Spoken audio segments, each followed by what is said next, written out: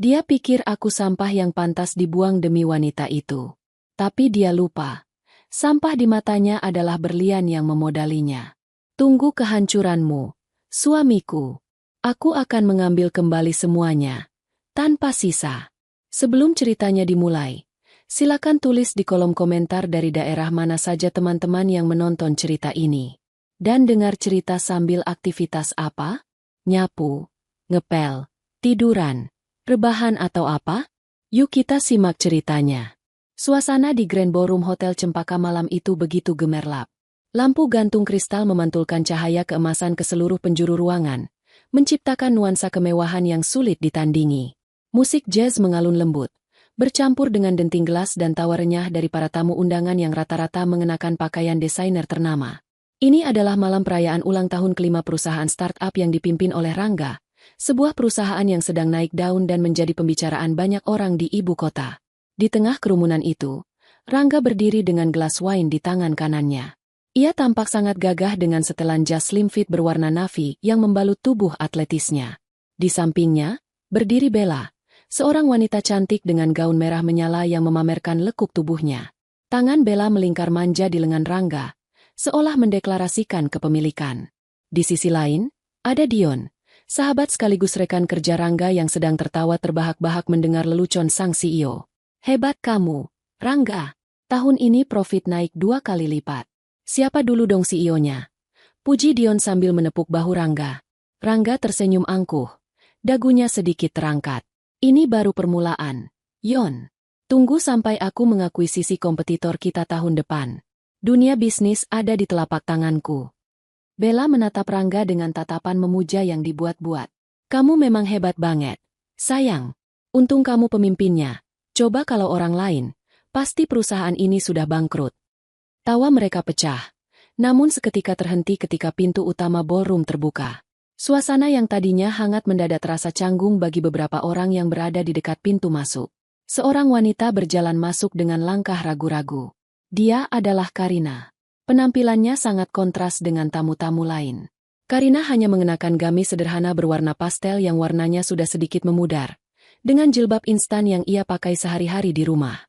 Wajahnya polos tanpa make-up tebal, hanya bedak tipis yang menutupi kelelahannya. Di tangannya, Karina menjinjing sebuah rantang susun berbahan stainless steel tua. Ia menatap sekeliling dengan mata berbinar, mencari sosok suaminya. Saat matanya menangkap sosok Rangga yang sedang berdiri bersama Bella, senyum Karina merekah. Ia mempercepat langkahnya, tidak mempedulikan tatapan jijik dan bisik-bisik dari para tamu yang ia lewati. Mas Rangga, panggil Karina dengan suara lembut namun cukup terdengar di tengah jeda musik. Rangga menoleh. Senyum di wajahnya lenyap seketika, digantikan oleh raut wajah merah pada menahan amarah dan rasa malu yang luar biasa. Bella yang berada di sampingnya menutup mulut dengan tangan, pura-pura kaget namun matanya memancarkan ejekan. Ngapain kamu kesini? Desis Rangga tajam saat Karina sudah berdiri di hadapannya. Ia tidak menyambut istrinya, malah mundur selangkah seolah Karina adalah penyakit menular. Karina, yang belum menyadari badai yang akan datang, mengangkat rantang di tangannya. Selamat ulang tahun perusahaannya. Mas, aku bawakan opor ayam kesukaanmu. Tadi Mas buru-buru berangkat sampai lupa sarapan, dan aku pikir karena ini hari spesial, Mas pasti rindu masakan rumah. Hening. Seluruh tamu di lingkaran terdekat mereka terdiam. Dion menahan tawa, sementara Bella memutar bola matanya malas. Ya ampun, Rangga, celetuk Bella dengan suara yang sengaja dikeraskan. Istrimu bawa rantang ke gala dinner bintang 5? Seriously? Baunya sampai sini loh. Bau bawang. Darah Rangga mendidih.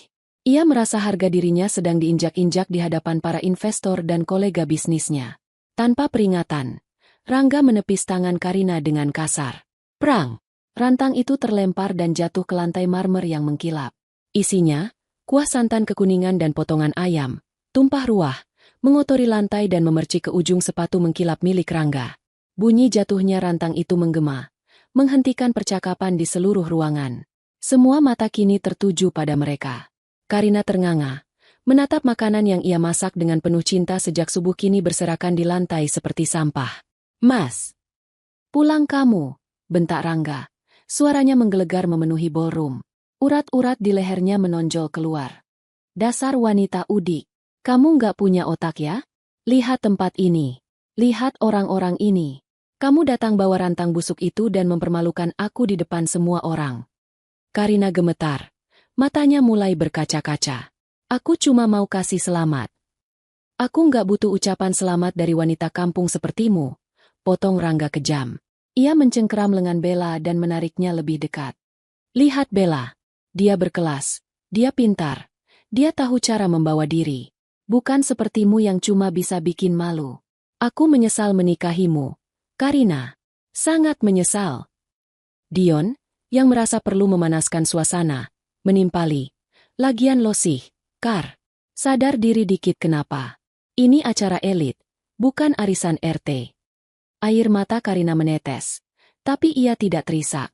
Ia menatap suaminya, pria yang ia dukung selama bertahun-tahun. Kini berdiri di sana seperti orang asing yang monster. Mulai malam ini, kita cerai. Ultimatum itu keluar dari mulut Rangga tanpa keraguan sedikitpun. Kemasi barang-barangmu yang tidak berharga itu dan keluar dari rumahku. Aku muak melihat wajah melasmu setiap hari. Bella tertawa kecil. Suara tawanya terdengar seperti lonceng kematian bagi pernikahan Karina. Dengarkan, Bu. Pulang gih. Ini tempat orang berkelas, bukan tempat pembantu. Di momen itu, sesuatu dalam diri Karina patah. Namun, bersamaan dengan patahnya hati itu, sesuatu yang lain bangkit. Sebuah sisi dingin yang sudah lama ia kubur dalam-dalam demi menjadi istri yang penurut. Karina menyeka air matanya dengan punggung tangan. Ia tidak jadi menangis histeris. Ia tidak memohon atau bersujud di kaki Rangga seperti yang diharapkan oleh Bella dan Dion. Karina menegakkan punggungnya. Tatapannya yang tadi sayu kini berubah tajam, setajam silet, menembus manik mata Rangga. Ia tersenyum tipis, sebuah senyuman yang mengandung ironi dramatis yang mengerikan. Baik, Mas, ucap Karina pelan. Namun nadanya begitu dingin hingga membuat Dion yang berdiri di dekatnya merinding tanpa alasan. Aku akan pergi. Tapi ingat detik ini, Rangga. Ingat baik-baik wajah orang-orang yang menertawakanku malam ini. Kamu baru saja membuang satu-satunya alasan kenapa kamu bisa berdiri tegak di gedung ini. Rangga mendengus meremehkan. Alasan? Kamu itu cuma beban. Pergi. Karina berbalik dengan anggun. Langkahnya tidak lagi ragu-ragu. Ia berjalan membelah kerumunan tamu yang menatapnya dengan berbagai ekspresi. Saat ia mendekati pintu keluar utama, seorang manajer hotel senior yang sedari tadi mengamati kejadian itu bergegas membukakan pintu untuk Karina. Mari, Nyonya. Bisik manajer itu sambil membungkuk sangat dalam. Jauh lebih hormat daripada saat ia menyambut Rangga tadi. Mobil Anda sudah siap di lobi bawah. Terima kasih, Pak Budi. Jawab Karina pelan tanpa menoleh ke belakang. Meninggalkan Rangga yang kembali tertawa keras bersama Bella. Merayakan kebebasannya, tanpa menyadari bahwa ia baru saja menggali kuburannya sendiri.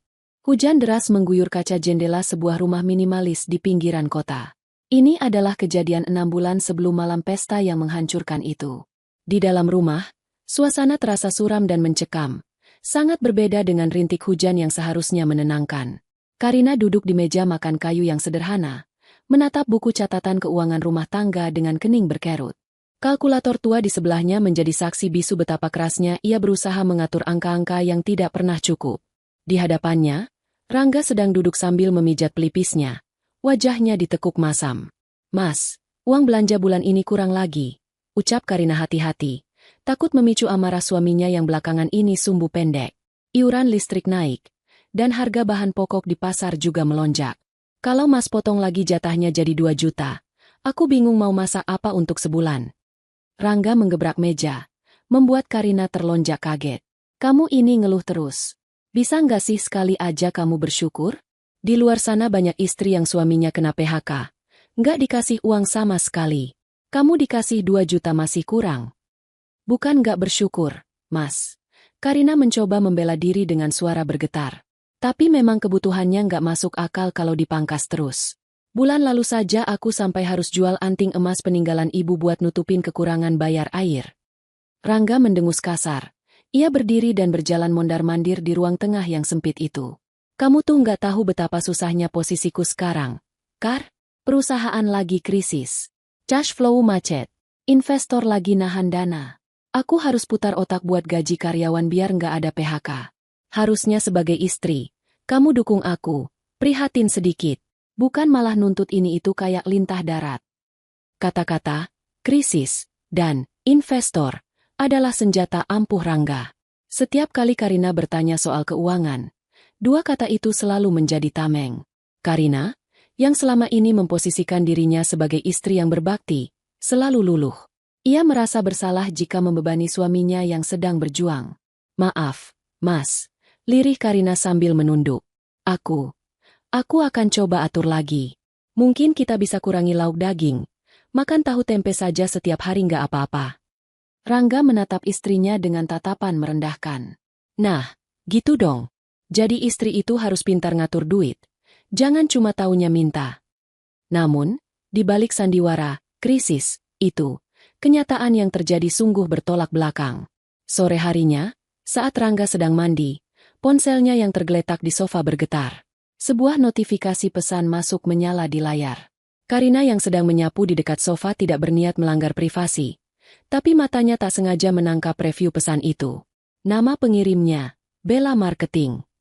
Isi pesannya, sayang, makasih ya tas selfie-nya. Suka banget deh. Besok jadikan kita dinner di Sky Lounge.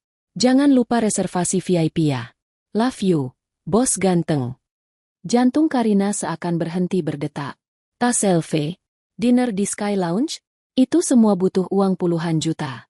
Sementara tadi pagi, suaminya berteriak soal krisis perusahaan hanya karena Karina meminta tambahan uang belanja beberapa ratus ribu rupiah. Karina meletakkan sapu dengan tangan gemetar. Ia merasa sesak napas.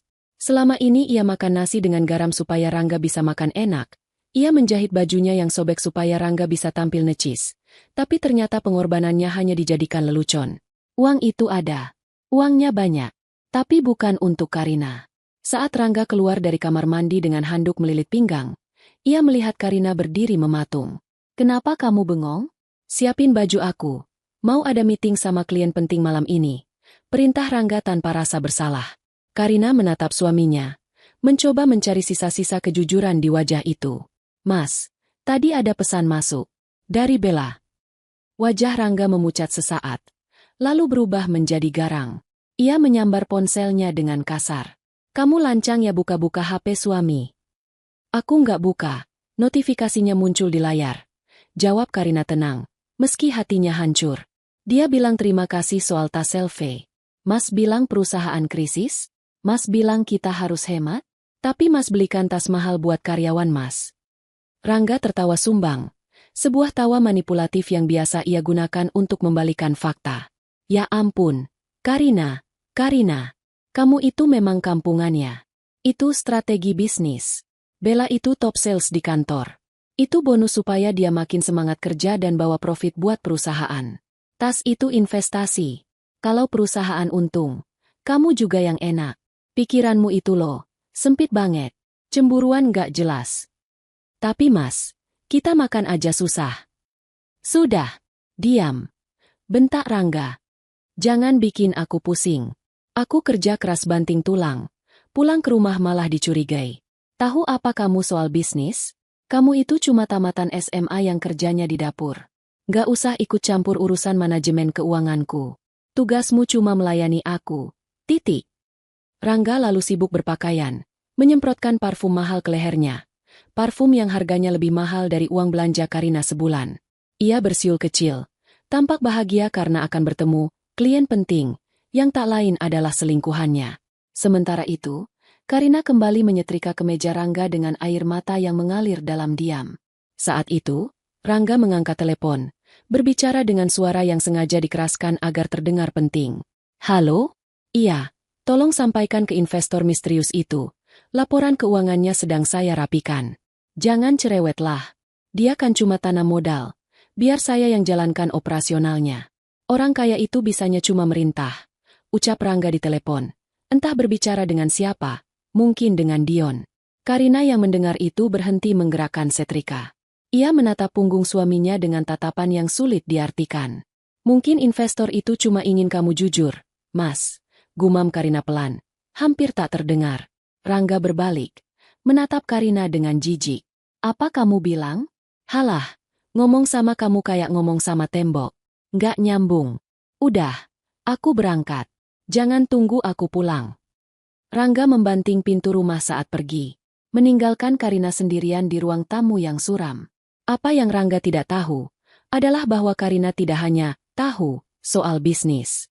Karina bukan sekadar tamatan SMA seperti yang selama ini ia percayai.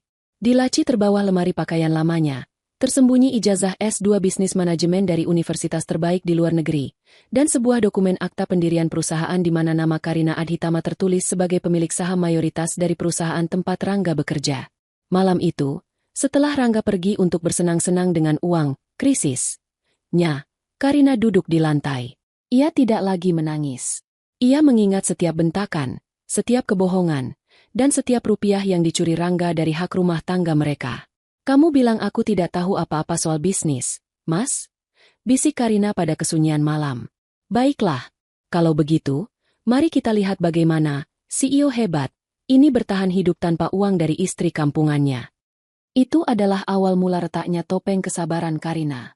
Kebohongan Rangga tentang krisis keuangan bukan hanya sekadar pelit, tapi sebuah penghinaan terhadap kecerdasan Karina.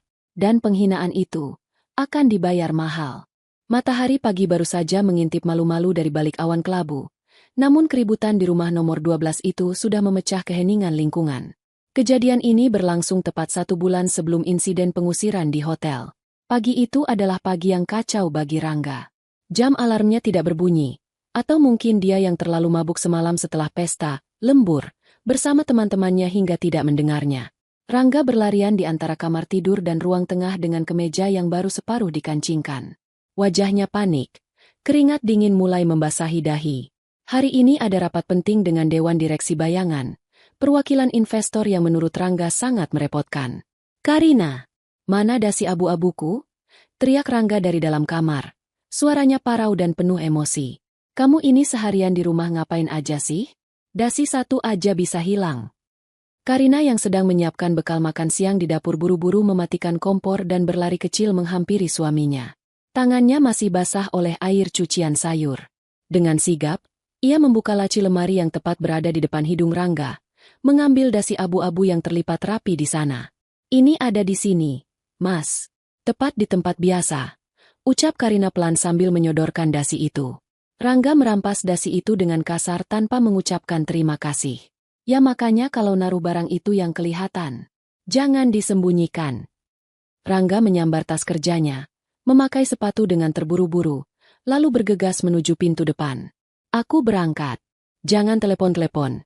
Aku sibuk banget hari ini. Ingat, jangan boros listrik." Suara debuman pintu yang ditutup kasar menandai kepergiannya. Hening kembali menyelimuti rumah itu. Karina menghela napas panjang, mencoba membuang rasa sesak yang setiap pagi mampir di dadanya. Rutinitas dibentak dan disalahkan sudah menjadi sarapan paginya selama 2 tahun terakhir. Ia kembali ke dapur untuk membereskan sisa kekacauan pagi itu. Saat Karina hendak membersihkan meja ruang tengah, matanya tertumbuk pada benda pipih berwarna hitam yang tergeletak di atas tumpukan majalah lama. Itu adalah tablet kerja Rangga. Benda yang bagi Rangga lebih berharga daripada nyawa istrinya sendiri. Rangga tidak pernah membiarkan Karina menyentuh benda itu dengan alasan rahasia perusahaan. Jantung Karina berdegup kencang. Jika Rangga tahu tabletnya tertinggal, dia pasti akan panik dan kembali pulang, atau menyuruh ojek online mengambilnya. Namun, sudah 15 menit berlalu dan belum ada tanda-tanda Rangga menyadarinya. Rasa penasaran yang selama ini ditahan Karina perlahan menyeruak. Bukan hanya rasa penasaran seorang istri yang curiga suaminya berselingkuh, tapi insting seorang pemilik bisnis yang merasa ada sesuatu yang tidak beres dengan laporan keuangan yang selama ini didengarnya dari keluhan Rangga. Karina duduk di sofa, mengambil tablet itu dengan tangan gemetar. Layarnya menyala, meminta kode sandi. Karina mencoba memasukkan tanggal pernikahan mereka. 1508. Akses ditolak. Karina tersenyum miris. Tentu saja bukan itu. Ia mencoba tanggal lahir Rangga. Akses ditolak. Hanya ada satu kemungkinan lain yang menyakitkan namun sangat masuk akal. Dengan jari yang terasa dingin, Karina memasukkan angka 2102, tanggal ulang tahun Bella. Ia tahu tanggal itu karena sebulan lalu Rangga minta tolong dipesankan kue tart mahal dengan tulisan Happy Birthday B, yang katanya untuk klien. Klik. Layar terbuka. Dada Karina terasa seperti dihantam palu godam.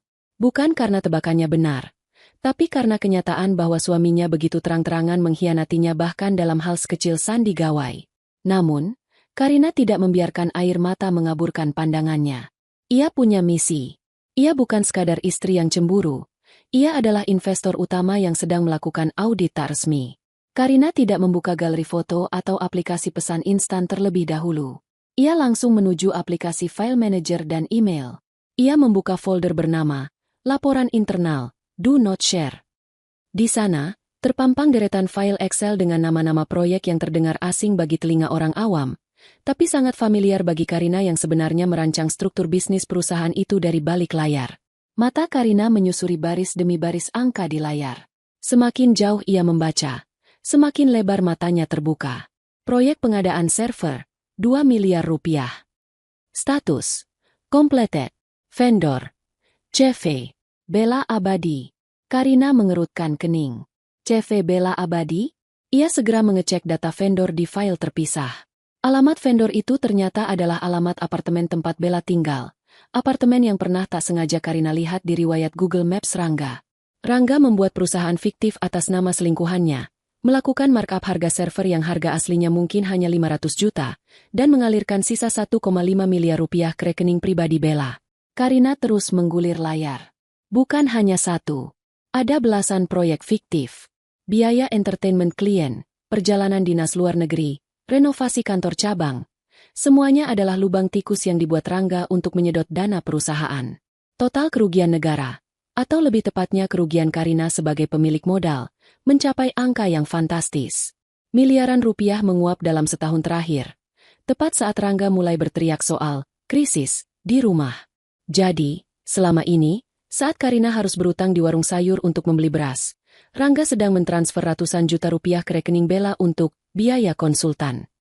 Saat Karina menjahit kembali daster tuanya yang sobek, Rangga sedang membakar uang di meja judi kasino di Singapura, tercatat sebagai business trip. Tangan Karina beralih membuka aplikasi email. Ia melihat korespondensi antara Rangga dengan Mandala Capital, firma investasi milik Karina yang dikelola oleh orang kepercayaannya, Fikri. Di email itu, Fikri, menggunakan inisial tim audit, berulang kali menegur Rangga soal ketidakcocokan neraca keuangan. Email dari Mandala Capital. Pak Rangga, kami menemukan selisih dana operasional sebesar 15% bulan ini. Mohon penjelasannya segera. Balasan Rangga sungguh membuat darah Karina mendidih.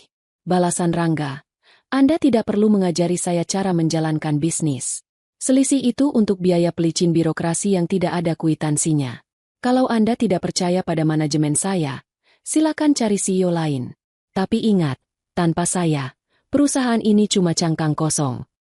Sombong sekali kamu, Mas, desis Karina pelan. Suaranya bergetar menahan amarah yang meluap-luap. Kamu pikir perusahaan itu jalan karena kamu? Perusahaan itu jalan karena aku terus menyuntikkan dana setiap kali kamu bilang mau bangkrut. Karina beralih ke aplikasi pesan WhatsApp. Ia butuh bukti pamungkas untuk melengkapi motif kejahatan ini. Di urutan teratas, ada kontak bernama My Future Wife, dengan foto profil Bella. Karina membuka percakapan mereka. Isinya sungguh menjijikan. Bukan hanya soal seks dan kemesraan murahan, tapi juga rencana jahat mereka terhadap Karina. Chat Bella, kemarin malam. Sayang, kapan sih kamu ceraikan si upik abu itu? Aku capek backstreet terus. Apartemen yang kamu belikan emang nyaman. Tapi aku mau jadi nyonya Rangga yang sah. Balasan Rangga. Sabar ya, sayang. Sedikit lagi.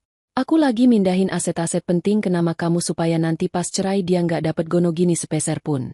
Biarin dia jadi gembel. Lagian aku jijik banget lihat dia di rumah. Mukanya kayak pembantu. Nanti kalau audit bulan depan lolos, aku tendang dia.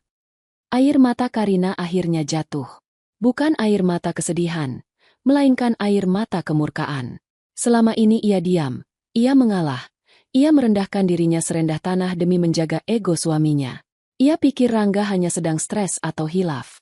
Ternyata, Rangga memang berniat menghancurkannya. Rangga sedang merampoknya perlahan-lahan sambil merencanakan pembuangannya. Kau sebut aku pembantu, Mas? Bisik Karina, menatap foto profil Rangga yang sedang tersenyum lebar. Baiklah, pembantu ini yang akan membersihkan sampah busuk sepertimu dari perusahaanku. Karina mendengar suara motor mendekat di halaman depan. Itu pasti ojek online yang disuruh Rangga mengambil tablet. Waktunya tidak banyak. Karina segera berlari ke kamarnya, mengambil flash disk dari laci meja riasnya. Ia mencolokkan flash disk itu ke tablet Rangga, menggunakan adaptor yang untungnya ada di tas laptop Rangga yang juga tertinggal. Dengan cekatan, jari jemarinya menyalin semua bukti. Laporan keuangan palsu, bukti transfer ke rekening Bella, faktur-faktur fiktif, dan tangkapan layar percakapan mesum serta rencana jahat mereka. Proses penyalinan terasa sangat lambat. 80%. 90%. Terdengar ketukan pintu di depan. Paket. GoSend. Teriak kurir dari luar. 99%. 100%. Selesai. Karina mencabut flash disk dan menyembunyikannya di saku gamisnya. Ia mengatur napas, memastikan wajahnya terlihat datar, lalu berjalan ke pintu depan menyerahkan tablet itu kepada kurir. Ini Pak. Tablet Bapak Rangga. Hati-hati ya. Ucap Karina ramah seolah tak terjadi apa-apa. Setelah kurir itu pergi, Karina menutup pintu dan menguncinya rapat-rapat. Tubuhnya merosot di balik pintu. Ia tidak menangis lagi. Ekspresinya berubah dingin. Sorot matanya yang biasanya lembut kini keras bagaikan baja. Ia mengeluarkan ponsel jadul miliknya, menekan sebuah nomor yang sudah lama tidak ia hubungi untuk urusan serius. Halo, Fikri? Sapa Karina saat sambungan terangkat. Di seberang sana, terdengar suara bariton yang penuh hormat.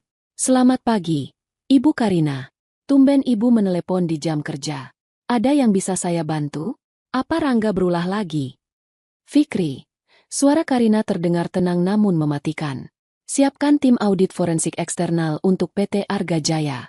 Lakukan secara diam-diam dulu. Aku baru saja menemukan senjata yang kita butuhkan. Hening sejenak di seberang telepon, sebelum Fikri menjawab dengan nada antusias. Akhirnya Ibu memberi lampu hijau. Saya sudah curiga sejak lama. Bu, kapan kita mulai eksekusi? Tunggu tanggal mainnya. Jawab Karina sambil menggenggam erat flash disk di tangannya. Aku ingin dia merasa di atas angin dulu. Biarkan dia terbang setinggi-tingginya. Fikri, supaya nanti saat aku jatuhkan, tulangnya hancur berkeping-keping.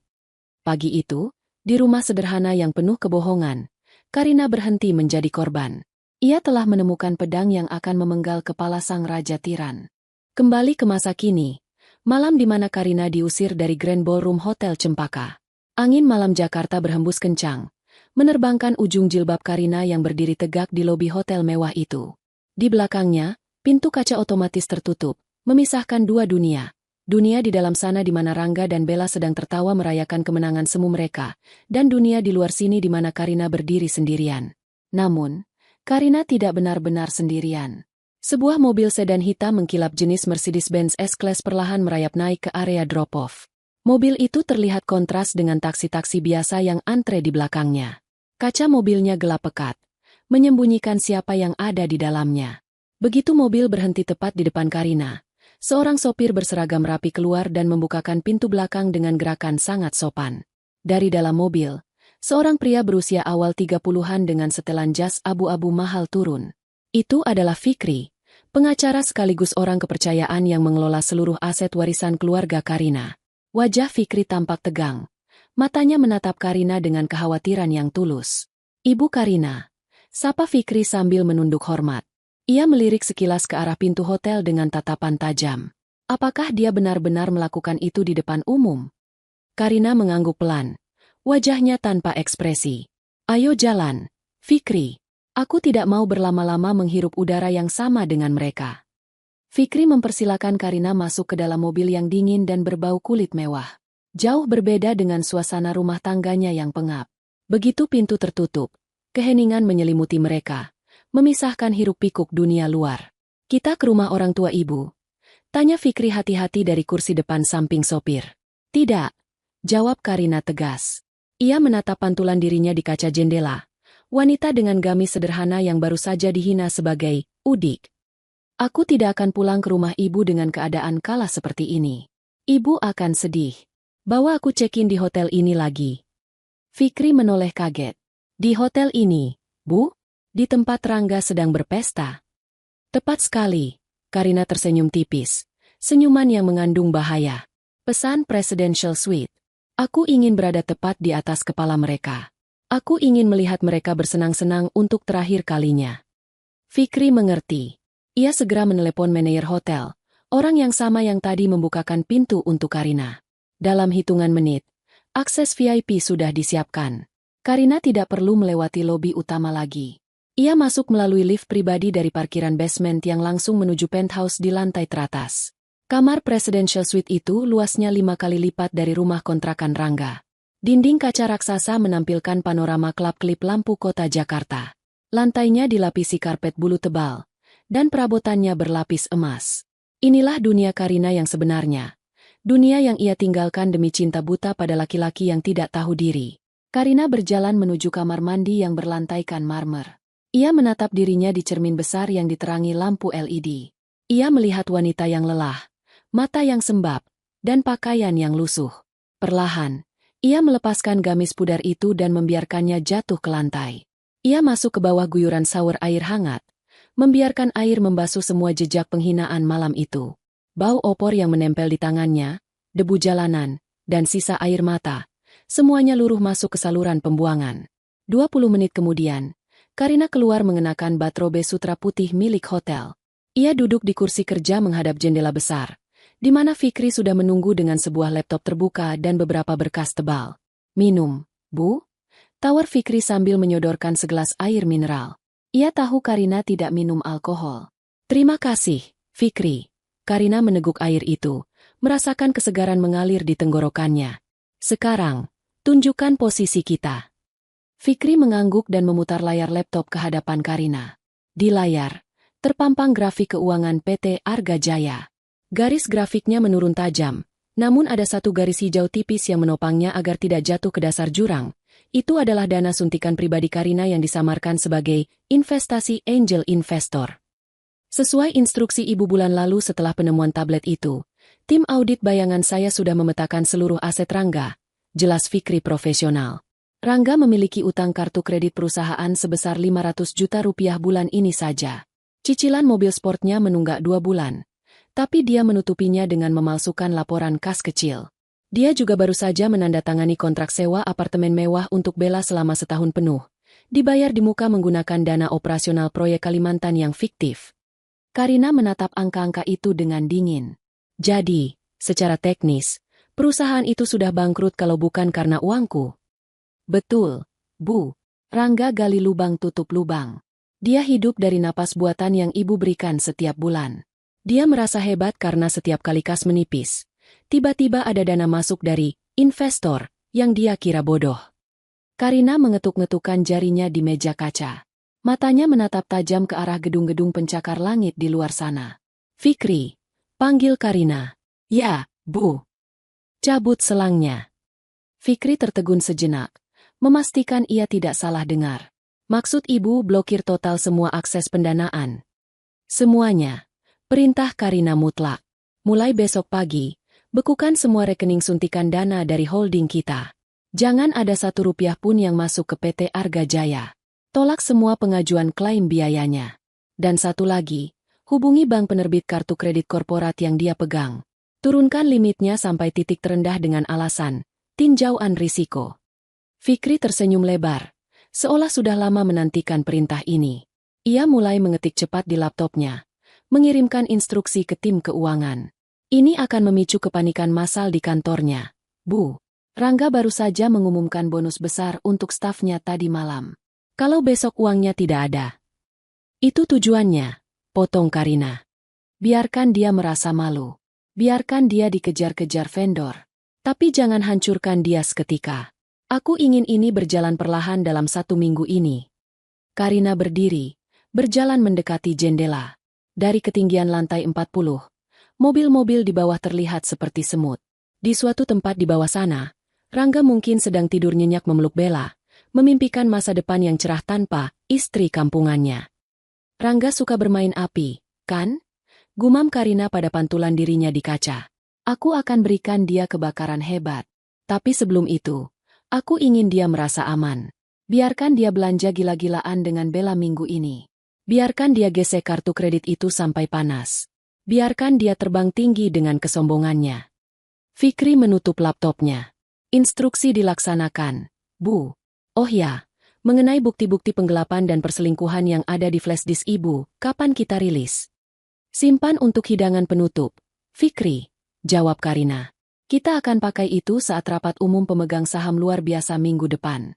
Aku akan datang sendiri untuk menyerahkannya. Fikri mengangguk hormat. Baik, Bu.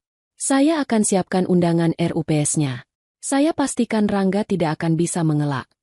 Fikri pamit undur diri, meninggalkan Karina sendirian di suite mewah itu. Ruangan itu sunyi dan dingin, tapi hati Karina jauh lebih dingin. Ia tidak lagi merasa sedih. Rasa sakit akibat pengkhianatan itu telah bermetamorfosis menjadi bahan bakar yang kuat. Karina mengambil ponselnya, membuka aplikasi perbankan. Ia melihat saldo rekening pribadinya yang berjumlah 12 digit, warisan dari mendiang ayahnya yang seorang konglomerat tambang, fakta yang tidak pernah ia ceritakan pada Rangga karena ia ingin dicintai apa adanya, bukan karena hartanya. Betapa bodohnya dia dulu. Selamat menikmati minggu terakhirmu sebagai CEO, suamiku. Bisik Karina sambil mematikan lampu kamar, membiarkan kegelapan memeluknya dengan nyaman. Mulai besok, neraka bocor di hidupmu. Di luar, kilat menyambar langit Jakarta. Seolah alam semesta setuju bahwa badai pembalasan telah dimulai. Matahari terbenam di ufuk barat pantai Seminyak, Bali, melukis langit dengan semburat warna oranye dan ungu yang memukau. Angin laut berhembus pelan, membawa aroma garam yang bercampur dengan wangi bunga Kamboja. Di sebuah restoran fine dining pinggir pantai yang sangat eksklusif, Rangga dan Bella duduk di meja terbaik yang menghadap langsung ke lautan lepas.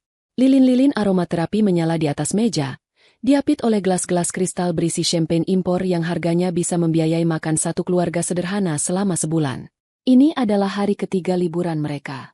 Rangga membawa Bella ke Bali dengan dalih perayaan kebebasan, setelah mengusir Karina. Mereka menginap di villa privat dengan kolam renang pribadi, menyewa mobil atap terbuka, dan menghabiskan uang seolah-olah tidak ada hari esok. Rangga ingin membuktikan pada dirinya sendiri, dan pada bayang-bayang Karina yang menghantuinya, bahwa dia baik-baik saja, bahkan lebih baik tanpa beban istri di rumah.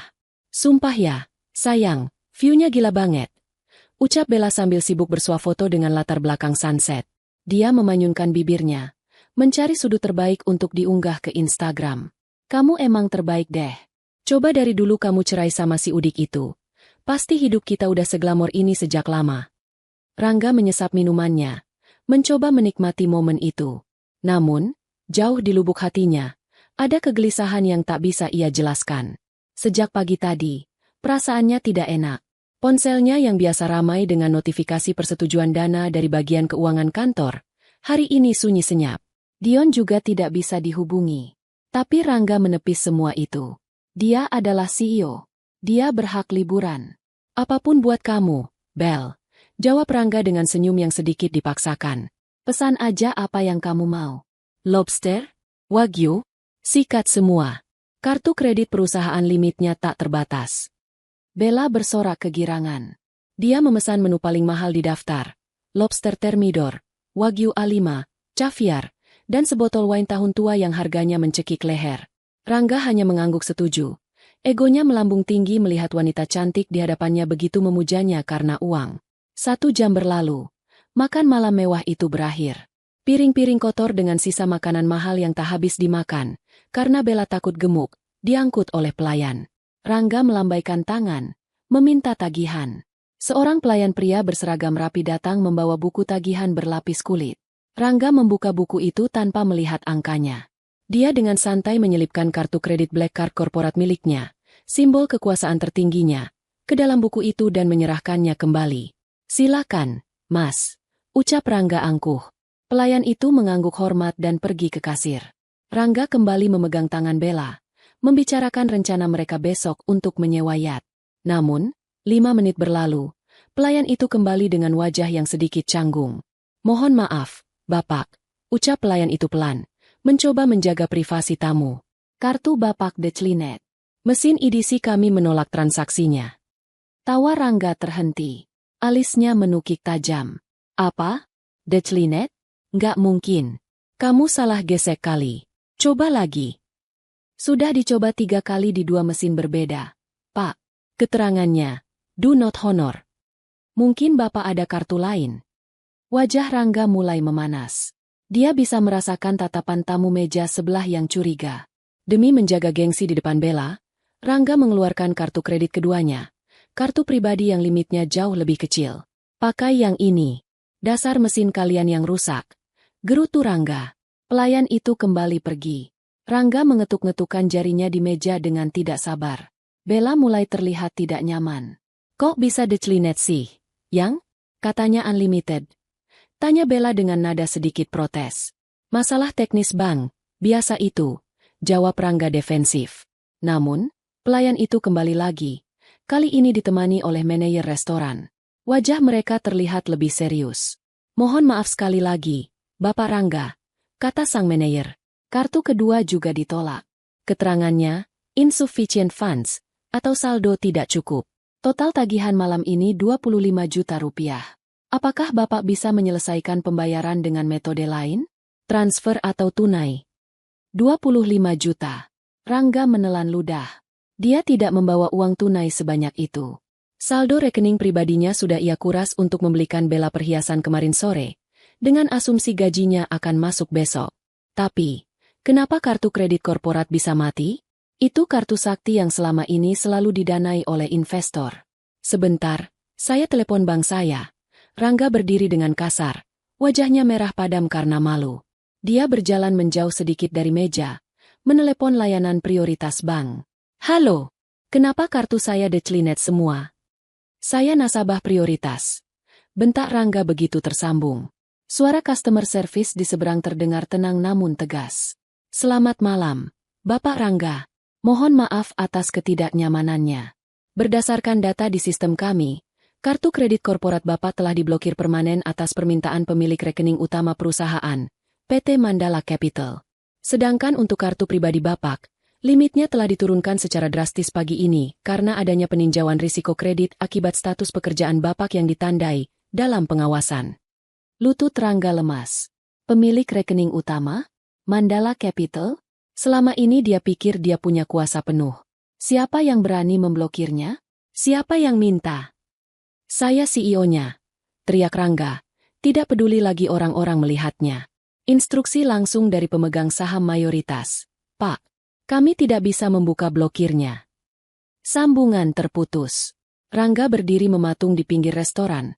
Ponselnya masih menempel di telinga. Angin malam yang tadi terasa sejuk kini terasa menusuk tulang. Keringat dingin mengucur di pelipisnya. Ting! Sebuah notifikasi email masuk ke ponselnya. Suaranya nyaring memecah kebisingan di kepala Rangga. Subjek emailnya singkat namun mengerikan. Enak makannya. Pengirim. Thrill Owner. Dengan tangan gemetar, Rangga membuka email itu. Matanya membelalak horor. Tidak ada teks panjang lebar. Hanya ada lampiran foto. Foto pertama. Foto candid Rangga dan Bella yang sedang tertawa 15 menit yang lalu di meja makan itu. Sudut pengambilannya dari atas. Seolah diambil dari CCTV atau seseorang di lantai 2. Foto kedua. Foto tangkapan layar tagihan makan malam mereka yang belum dibayar. Foto ketiga. Foto sebuah dokumen pemecatan sepihak yang belum ditandatangani, tapi nama Rangga sudah tercetak di sana. Di bawah foto-foto itu, tertulis satu kalimat pendek. Nikmati suapan terakhirmu dengan uangku. Besok, dunia nyata menunggumu di Jakarta. Rangga sontak menoleh ke sekeliling dengan panik. Matanya liar menyapu setiap sudut restoran.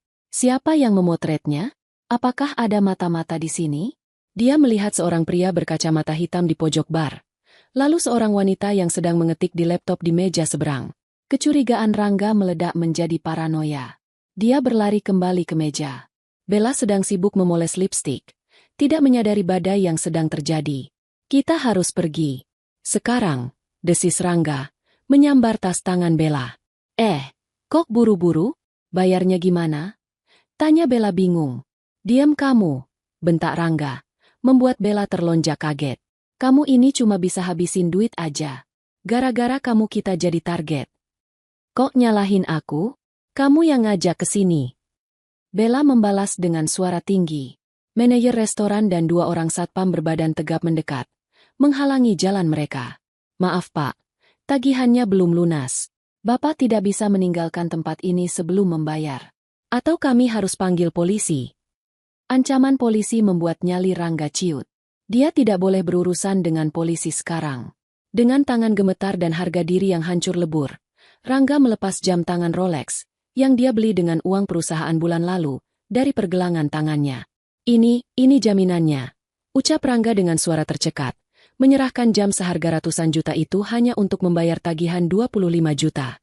Besok saya tebus. Ambil ini. Manajer itu menatap jam tangan itu dengan skeptis, lalu mengangguk pada satpam. Baik, kami pegang KTP dan jam tangan Bapak sebagai jaminan. Silakan pergi. Rangga menarik tangan Bella, menyeretnya keluar dari restoran mewah itu seperti buronan. Di sepanjang jalan menuju parkiran, Rangga terus menoleh ke belakang, merasa ada mata yang mengawasi dari kegelapan. Bella menangis karena tangannya sakit ditarik kasar. Tapi Rangga tidak peduli. Siapa? Gumam Rangga sambil menyalakan mesin mobil sewaannya dengan tangan gemetar. Siapa yang lakuin ini? Dion? Apa Dion yang hianat? Atau sekretarisku? Dia tidak pernah sekalipun mencurigai Karina. Di kepalanya, Karina sedang menangis di kampung halaman, meratapi nasib. Rangga tidak sadar bahwa teror mental ini baru permulaan. Malam itu, di villa mewah yang seharusnya romantis, Rangga tidak bisa tidur sedetik pun. Dia duduk di sudut kamar dengan lampu menyala, memegang pisau buah, ketakutan pada bayangannya sendiri, sementara Bella tidur di kamar tamu, mulai menyadari bahwa pria yang dia banggakan ternyata tidak sekuat yang dia kira. Suasana di ruang rapat utama kantor pusat PT Arga Jaya terasa sangat mencekam. Pendingin ruangan disetel pada suhu terendah, namun keringat tetap bercucuran di dahi Rangga. Ini adalah hari rapat umum pemegang saham luar biasa, RUPSLB, yang mendadak diadakan atas permintaan investor utama. Rangga duduk di kursi yang biasanya ia duduki, kursi direktur utama di ujung meja. Tapi hari ini, kursi itu terasa panas. Di sisi kanan meja, duduk jajaran direksi dan manajer senior, termasuk Dion yang terlihat pucat dan terus-menerus meminum air mineral. Di sisi kiri, ada beberapa perwakilan legal yang tidak Rangga kenal. Rangga mencoba menenangkan dirinya. Dia sudah menyusun skenario.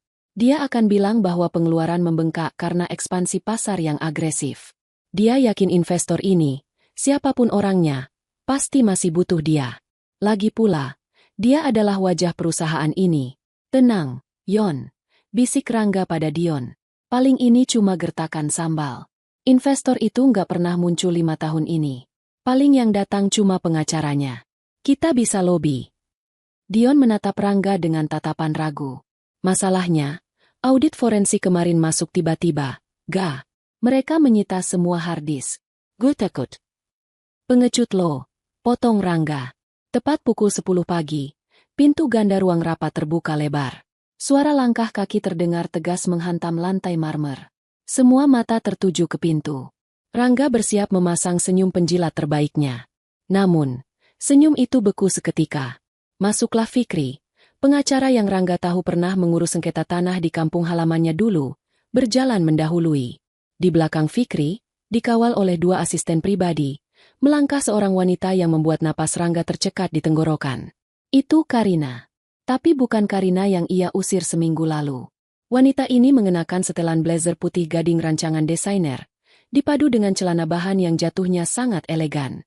Jilbabnya bukan lagi jilbab instan murahan, tapi sutra bermotif abstrak yang dililit modis. Wajahnya dipoles make-up natural yang memancarkan aura kewibawaan yang mengerikan. Dia tidak menunduk. Dia menatap lurus ke depan. Matanya menyapu ruangan dengan tatapan seorang ratu yang meninjau kerajaannya.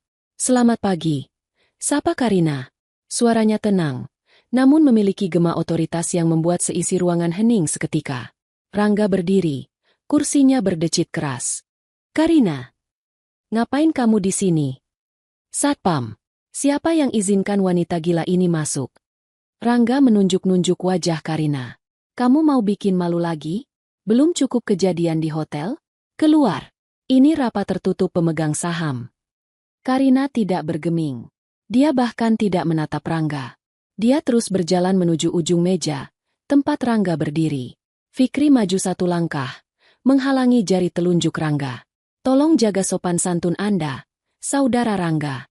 Anda sedang berbicara dengan komisaris utama sekaligus pemilik 80% saham PT Arga Jaya dan pemilik tunggal Mandala Capital. Ibu Karina Adhitama. Ucapan Fikri bagaikan petir di siang bolong. Hening. Sunyi senyap. Rangga ternganga. Dion menjatuhkan gelas air minumnya hingga pecah. Tapi tidak ada yang mempedulikan suara pecahan kaca itu. Apa? Rangga tergagap. Otaknya gagal memproses informasi itu. Nggak mungkin. Kamu itu cuma ibu rumah tangga. Kamu miskin. Karina akhirnya menoleh ke arah Rangga. Tatapannya dingin, tanpa emosi, seperti melihat serangga yang mengganggu. Duduk. Rangga. Atau mau saya panggilkan security untuk mendudukkanmu paksa? Perintah Karina. Aura dominasi Karina begitu kuat hingga tanpa sadar kaki Rangga lemas dan dia kembali terduduk. Karina mengambil tempat duduk di seberang meja, tepat berhadapan dengan Rangga. Fikri meletakkan tumpukan berkas tebal di depan Karina. Mari kita persingkat waktu, ucap Karina sambil membuka berkas itu. Saya tidak di sini untuk mendengar pidato pembelaan diri tentang ekspansi pasar atau omong kosong lainnya. Karina mengambil sebuah dokumen bersampul merah dan melemparkannya ke tengah meja, tepat di hadapan Rangga. Dokumen itu meluncur mulus dan berhenti tepat di depan tangan Rangga yang gemetar. Itu adalah hasil audit forensik menyeluruh selama 1 minggu terakhir, jelas Karina. Rangga, kamu didakwa melakukan penggelapan dana perusahaan sebesar 5,4 miliar rupiah dalam kurun waktu 2 tahun. Itu fitnah, teriak Rangga, mencoba bangkit lagi. Itu uang operasional. Operasional. Karina tersenyum miring. Dia membuka halaman tertentu. Apakah membeli tas Louis Vuitton seharga 45 juta untuk saudari Bella termasuk operasional? Apakah sewa apartemen di Kuningan untuk tempat zinahmu termasuk operasional? Apakah tagihan judi kasino di Singapura termasuk operasional? Rangga membeku. Bagaimana Karina tahu sedetail itu? Dan Dion. Karina menoleh ke arah Dion yang sudah gemetar hebat. Kamu memanipulasi invoice vendor catering fiktif, mengambil selisih 20% dari setiap proyek. Betul. Dion langsung menunduk dalam-dalam, tidak berani menatap mata Karina. Ampun, Bu. Saya cuma disuruh Rangga. Dion, jangan sembarangan ngomong lo. Bentak Rangga panik. Aliansi mereka hancur dalam hitungan detik. Karina mengangkat tangan, menyuruh mereka diam. Cukup. Saya tidak butuh drama saling tuduh. Buktinya sudah lengkap. Data dari tabletmu, Rangga, yang kamu tinggalkan dengan ceroboh di rumah sebulan lalu, sudah kami salin dan verifikasi dengan data bank. Rangga terhenyak. Tablet itu. Jadi selama ini, Karina sudah tahu. Karina sudah memegang lehernya bahkan saat dia masih merasa berkuasa. Selain penggelapan, lanjut Karina, suaranya semakin tajam. Kamu juga melanggar klausul moralitas nomor 14 dalam kontrak kerjamu sebagai CEO. Di sana tertulis jelas, pimpinan perusahaan dilarang keras terlibat skandal asusila yang dapat mencoreng nama baik perusahaan. Karina menekan tombol di laptop yang terhubung ke proyektor. Di layar besar ruang rapat, muncullah foto-foto perselingkuhan Rangga dan Bella, serta bukti chat mereka yang merencanakan untuk menceraikan Karina setelah menguras hartanya. Seluruh peserta rapat menahan napas. Rasa malu yang dirasakan Rangga bukan lagi sekadar malu, tapi kehancuran total martabat sebagai laki-laki. Di layar itu, terpampang jelas betapa jahatnya niat dia terhadap istrinya sendiri, istri yang ternyata adalah bos besarnya. Kamu sebut aku, Upik Abu, di chat itu, Rangga, ujar Karina pelan, namun suaranya menggema mengerikan di telinga Rangga. Kamu bilang mau menendang aku setelah audit lolos. Sayangnya, akulah yang memegang auditnya. Dan akulah yang akan menendangmu. Rangga menatap Karina dengan mata nanar. Bayangan istri penurut yang selalu menyambutnya dengan senyum dan teh hangat kini lenyap. Yang ada di hadapannya adalah raksasa bisnis yang baru saja bangun dari tidurnya. Karina. Suara Rangga berubah menjadi rintihan memelas.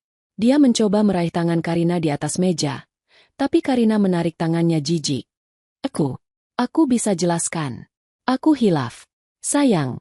Ini Mas, suamimu. Kita bisa bicarakan ini di rumah kan? Jangan hancurkan karirku. Karir? Karina tertawa kecil. Tawa yang kering. Karirmu itu pemberianku. Rangga, aku yang mendirikan perusahaan ini dengan uang warisan ayah. Aku menunjukmu jadi CEO supaya kamu punya harga diri sebagai suami. Supaya kamu tidak merasa rendah diri di hadapan keluarga besarku. Tapi apa balasanmu? Kamu injak-injak harga diriku. Kamu selingkuh dengan uangku. Kamu hina aku di depan pelacurmu. Karina berdiri, menutup berkas dengan suara bam yang keras. Mulai detik ini, kamu dipecat secara tidak hormat. Semua aset yang kamu pakai, mobil, rumah, kartu kredit, ditarik kembali oleh perusahaan hari ini juga. Dan karena ini kasus pidana penggelapan, saya tidak akan menuntut ganti rugi perdata. Karina menoleh ke arah pintu. 2 orang berseragam polisi masuk ke dalam ruangan. Saya serahkan kamu ke pihak berwajib, pungkas Karina dingin. Wajah Rangga pucat pasi, seputih kertas. Dia merosot dari kursinya, jatuh berlutut di lantai. Bukan untuk meminta maaf, tapi karena kakinya sudah tidak sanggup menopang berat dosanya. Di hadapan seluruh bawahannya, sang CEO arogan itu diseret bangun oleh polisi. Karina, jangan lakukan ini. Aku suamimu. Karina AA. Teriak Rangga saat dia diborgol. Karina membalikkan badan, memunggungi Rangga. Dia tidak melihat ke belakang lagi. Bagi Karina, pria yang sedang diseret keluar itu sudah mati sejak malam di ballroom hotel. Yang tersisa hanyalah kriminal yang harus diadili. Ruangan rapat hening kembali. Dion masih menunduk, gemetar, menunggu giliran nasibnya. Karina menatap peserta rapat lainnya yang ketakutan. Rapat selesai, ucap Karina singkat. Kembali bekerja. Dan pastikan integritas kalian tidak seperti mantan bos kalian. Karina melangkah keluar ruangan dengan kepala tegak, meninggalkan puing-puing kehancuran Rangga di belakangnya. Serangan faktual telah selesai. Rangga tidak hanya kehilangan pekerjaannya, dia kehilangan kebebasannya, namanya, dan masa depannya. Kekacauan di ruang rapat lantai 20 itu hanyalah awal dari badai yang sesungguhnya. Berita penangkapan Rangga menyebar lebih cepat daripada api yang melahap bensin. Grup WhatsApp karyawan meledak dengan gosip, foto, dan spekulasi. Saat polisi menggiring Rangga keluar dari ruang rapat menuju lift, wajah sang mantan CEO itu sudah tidak berbentuk lagi. Air mata, ingus, dan keringat bercampur menjadi satu, menghapus sisa-sisa wibawa yang selama ini ia banggakan. Tolong, lepaskan saya. Ini salah paham. Racau Rangga saat polisi menahannya agar tetap berjalan. Borgol besi yang dingin mencengkeram pergelangan tangannya. Simbol nyata bahwa kekuasaannya telah runtuh. Di belakangnya, Karina berjalan dengan tenang, diikuti oleh Fikri dan beberapa staf legal. Wajah Karina datar. Tidak ada senyum kemenangan yang licik. Hanya ada ketenangan seorang hakim yang baru saja menjatuhkan vonis adil. Dion juga turut digiring oleh polisi lain. Wajahnya tertunduk dalam, menangis tanpa suara karena tahu karirnya tamat. Lift berdenting. Pintu terbuka di lantai dasar. Lobi utama gedung perkantoran mewah itu. Biasanya, jam segini lobi dipenuhi oleh karyawan yang lalu lalang atau tamu yang menunggu. Namun, hari ini suasananya berbeda. Puluhan karyawan PT Arga Jaya dan orang-orang dari kantor lain berkumpul, membentuk lorong manusia. Mereka ingin melihat dengan mata kepala sendiri kebenaran rumor bahwa Ratu asli telah kembali dan Raja palsu telah digulingkan. Saat Rangga diseret keluar dari lift, suara bisik-bisik seketika berubah menjadi dengungan keras. Tatapan mereka menusuk. Ada yang menatap kasihan, tapi lebih banyak yang menatap jijik dan penuh syukur.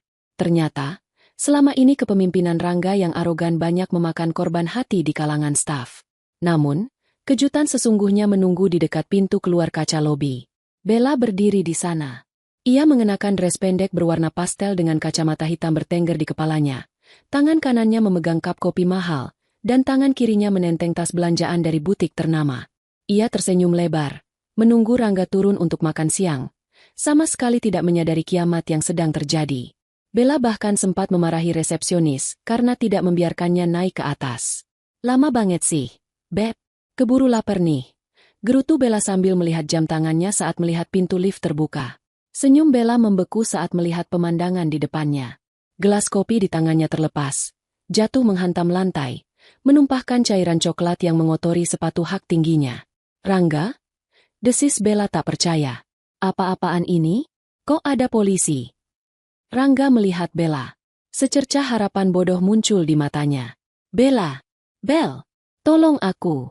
Telepon papamu. Atau siapa kek? Mereka salah tangkap. Aku dijebak Karina. Teriak Rangga histeris. Karina memberi isyarat pada polisi untuk berhenti sejenak tepat di hadapan Bella. Ia ingin momen ini disaksikan oleh semua orang. Ia ingin semua kebohongan dikupas tuntas di bawah terang lampu lobi. Karina melangkah maju, berdiri di antara Rangga yang berlutut dan Bella yang mematung. Tidak ada yang menjebak dia, Bella. Suara Karina terdengar jernih di tengah keheningan lobi. Suami saya. Ah, ralat, mantan suami saya. Baru saja ditangkap atas kasus penggelapan dana perusahaan sebesar 5,4 miliar rupiah. Uang yang dia pakai untuk membelikanmu tas, menyewakanmu apartemen, dan mengajakmu liburan, semuanya adalah uang curian. Wajah Bella memucat. Matanya bergerak liar dari borgol di tangan Rangga ke wajah dingin Karina. Otak materialistisnya bekerja cepat. Rangga ditangkap? Penggelapan? Itu artinya Rangga miskin? Bohong. Gumam Bella. Mundur selangkah. Rangga bilang perusahaan ini miliknya. Miliknya. Karina tertawa kecil. Tawa yang terdengar elegan namun menusuk. Rangga tidak punya apa-apa. Bella. Bahkan jas yang dia pakai itu dibeli pakai kartu kredit perusahaan yang tagihannya menunggak. Pemilik perusahaan ini, yang membiayai semua gaya hidup halumu itu, adalah saya. Karina menjetikkan jarinya. Fikri maju membawa sebuah dokumen penyitaan aset. Bella. Lanjut Karina. Mobil BMW merah yang kamu parkir di depan lobi. Kuncinya ada padamu, kan? Bella secara refleks memegang tas tangannya erat-erat. Ih, ini hadiah dari Rangga. Atas nama aku. Coba cek BPKB-nya kalau kamu pernah lihat. Potong Fikri tajam. Mobil itu aset inventaris PT Arga Jaya. Rangga memalsukan dokumen peminjamannya. Sekarang, serahkan kuncinya. Atau Anda mau kami laporkan juga sebagai penadah barang hasil kejahatan. Ancaman, penadah, membuat nyali Bella ciut seketika. Dia tidak mau ikut terseret ke penjara. Dengan tangan gemetar dan wajah merah pada menahan malu, Bella merogoh tasnya, mengeluarkan kunci mobil mewah itu. Karina mengulurkan tangan. Bella dengan kasar menjatuhkan kunci itu ke telapak tangan Karina. Ambil tuh mobil butut, seru Bella. Mencoba menyelamatkan harga dirinya yang sudah hancur lebur. Dia menatap Rangga dengan tatapan jijik yang luar biasa. Tatapan memuja yang biasa ia berikan kini berubah menjadi tatapan seolah Rangga adalah sampah busuk. Bel, jangan tinggalin aku. Bel, aku butuh saksi. Rengek Rangga. Air matanya bercucuran. Bella meludah ke lantai, tepat di dekat sepatu Rangga. Ih, najis. Jangan panggil-panggil nama gue. Gue nggak kenal sama lo. Dasar penipu. Lo bilang lo kaya raya. Taunya maling. Nyesel gue mau sama lo. Rangga ternganga. Hatinya hancur berkeping-keping. Wanita yang dia bela mati-matian. Wanita yang demi dia Rangga tega mengusir istri sahnya yang tulus. Kini membuangnya begitu saja saat dia jatuh. Bawa dia, Pak. Perintah Karina pada polisi. Sudah muak melihat drama murahan itu. Polisi kembali menyeret Rangga menuju mobil patroli yang sudah menunggu di depan lobi. Rangga meronta, menoleh ke belakang, menatap Karina dengan tatapan penuh penyesalan. Karina, maafkan aku. Aku salah pilih. Karinan, tolong aku. Teriakannya memudar saat pintu mobil polisi ditutup. Sirine menyala, meraung-raung membelah kemacetan Jakarta, membawa pergi sang CEO palsu menuju Hotel Prodeo. Kini tinggal Bella sendirian di tengah lobi. Dikelilingi tatapan mencemooh dari para karyawan yang tahu persis siapa dia. Bella hendak melangkah pergi, mencoba kabur dari rasa malu. Tunggu, Bella. Panggil Karina. Bella berhenti, tapi tidak berani menoleh. Apartemen di Kuningan itu juga aset perusahaan, ucap Karina datar. Tim saya sudah mengganti kode akses pintunya 5 menit yang lalu. Barang-barangmu sudah diletakkan di lobi apartemen oleh security. Sebaiknya kamu segera ke sana sebelum diangkut tukang loak. Bahu Bella merosot. Dia benar-benar habis. Tidak ada mobil, tidak ada apartemen, tidak ada ATM berjalan bernama Rangga. Dan satu lagi, tambah Karina sambil menimang kunci mobil BMW di tangannya. Karena mobil ini saya sita, silakan kamu pulang naik ojek online. Atau jalan kaki juga sehat. Beberapa karyawan tidak bisa menahan tawa melihat wajah Bella yang merah padam. Tanpa bicara apa-apa lagi, Bella berlari keluar gedung sambil menutupi wajahnya, diiringi bisik-bisik dan cemoohan orang-orang. Karina menghela napas panjang. Beban berat di pundaknya serasa terangkat. Dia melihat sekeliling lobi, menatap para karyawan yang masih terpaku. Pertunjukan selesai. Ucap Karina tegas namun ramah.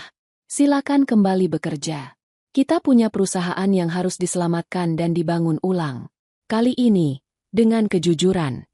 Para karyawan itu spontan bertepuk tangan. Awalnya pelan, lalu semakin gemuruh. Tepuk tangan untuk pemimpin mereka yang sesungguhnya. Karina tersenyum. Kali ini tulus. Dia berjalan menuju mobilnya sendiri, siap menyongsong hari esok tanpa benalu. 2 tahun kemudian, Jakarta tampak lebih cerah pagi ini. Atau mungkin itu hanya perasaan Karina saja. Di sebuah gedung pencakar langit yang baru di kawasan SCBD, Karina berdiri di podium sebuah hall yang megah. Lampu sorot menyinari wajahnya yang tampak jauh lebih muda dan bercahaya dibandingkan 2 tahun lalu. Dia mengenakan busana muslim modern berwarna champagne yang elegan. Di belakangnya, layar besar menampilkan logo perusahaan barunya, Karina Group of Philanthropy. Hari ini adalah peluncuran yayasan sosial miliknya yang berfokus membantu wanita korban KDRT dan pemberdayaan ekonomi ibu rumah tangga. Kehidupan itu seperti roda, ucap Karina di depan mikrofon. Suaranya lembut namun penuh wibawa, didengarkan oleh ratusan tamu undangan, termasuk pejabat dan pengusaha sukses. Ada kalanya kita berada di bawah, diinjak, dan diremehkan. Tapi jangan pernah lupa bahwa kekuatan terbesar seorang wanita bukan terletak pada seberapa keras dia membalas teriakan, tapi pada seberapa elegan dia bangkit dari keterpurukan. Tepuk tangan membahana memenuhi ruangan. Flash kamera berkilauan mengabadikan momen kesuksesan Karina. Dia bukan lagi wanita yang menangis membawa rantang. Dia adalah ikon bisnis, wanita inspiratif tahun ini, dan yang terpenting, dia adalah wanita yang bahagia dan merdeka. Di sudut ruangan, Fikri, yang kini menjadi direktur operasional mendampingi Karina, tersenyum bangga.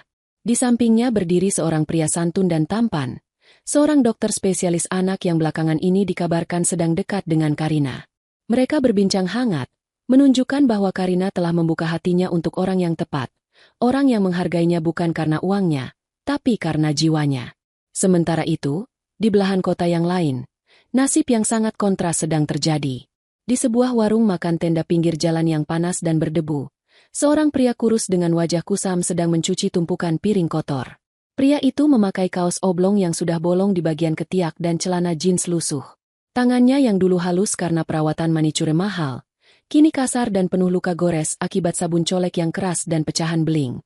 Itu adalah Rangga. Setelah divonis 1,5 tahun penjara, Rangga keluar dengan status mantan narapidana. Tidak ada perusahaan yang mau mempekerjakannya. Catatan kriminalnya sebagai penggelap dana membuatnya masuk daftar hitam di dunia korporat. Teman-temannya? Dion menghilang entah kemana setelah bebas. Mungkin pulang kampung karena malu. Bella, terakhir Rangga dengar, wanita itu menikah dengan seorang aki-aki kaya di luar kota. Tapi kabarnya dia juga sering disiksa karena sifat borosnya. Weh, jangan melamun. Itu pelanggan meja 4 minta es teh. Teriak pemilik warung, seorang bapak tua yang galak. Kerja yang bener. Kalau nggak mau gue potong gaji lo yang cuma 50.000 perak itu. Rangga tersentak kaget. Iya, Pak. Maaf, Pak. Jawabnya lirih. Buru-buru mengelap tangannya yang basah ke celana. Saat Rangga mengantarkan es teh ke meja pelanggan, matanya tertuju pada televisi tabung kecil yang menyala di pojok warung. Televisi itu sedang menayangkan berita siang. Sosok inspiratif kita hari ini, Ibu Karina Adhitama, baru saja meresmikan yayasan sosialnya. Beliau berpesan agar wanita Indonesia harus mandiri dan kuat. Wajah cantik Karina terpampang jelas di layar kaca.